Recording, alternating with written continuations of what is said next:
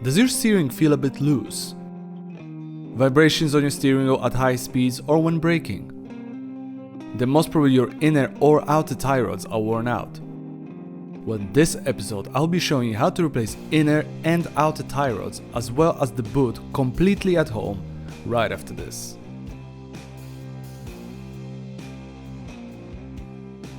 First thing to do is to loosen the wheel nuts. Then raise the car up and secure it on jack stands. Now you can take off both of the wheels. Then turn the wheel to expose the tie rod. Undo the screw holding the outer tie rod.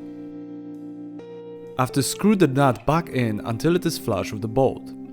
Give it a few whacks with the hammer and onto the side of the knuckle.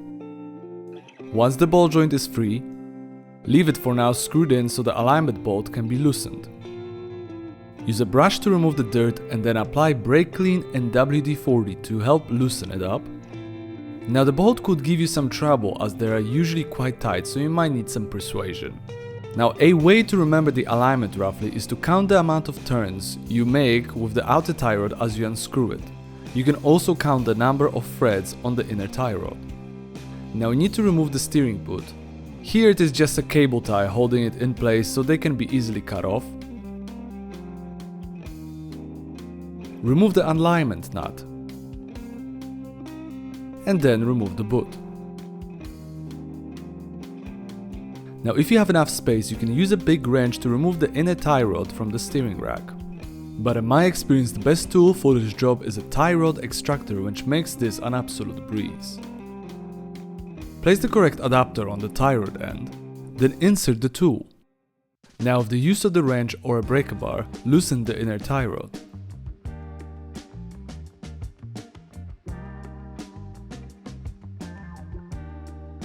Also, don't forget the locking ring. So here are the new parts I'm going to install.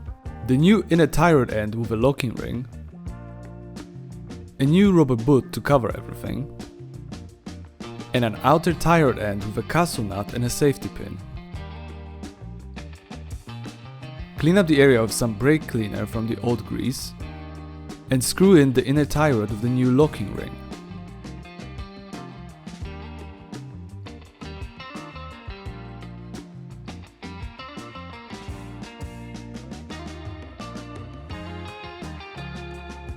Now hammer the ring so it locks the tie rod in place,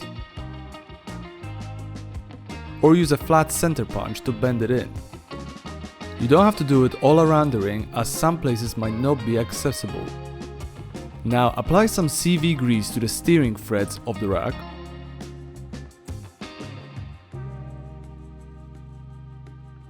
Then install the new boot.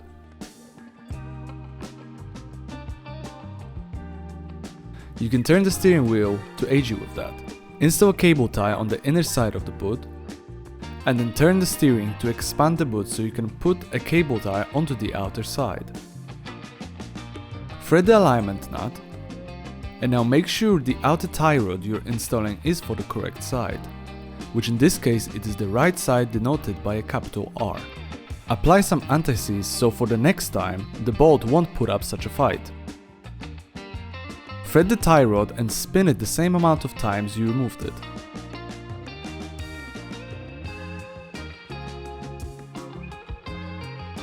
Now you can thread in the castle nut onto the outer tie rod. Make sure it is tight and align the castle nut so the safety pin can go through the bolt. Remember, always tighten, never loosen. Thread the safety pin and bend it to secure it in place.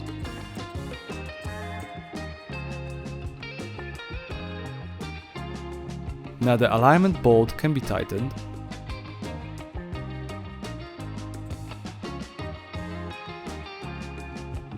Now the wheels can be put back on, lug nuts threaded, and the car can be dropped down to the ground.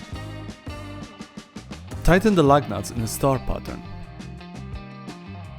Now after everything is done, pay a visit to your local alignment shop as any suspension work done to the car can cause uneven tire wear, so address this as soon as this is possible. And this is how you change your inner and outer tie rods on your car. Thank you for watching, and if you enjoyed the video, give it a like, subscribe so you don't miss out any of my future videos. If you found this video helpful, share it and spread it to the world.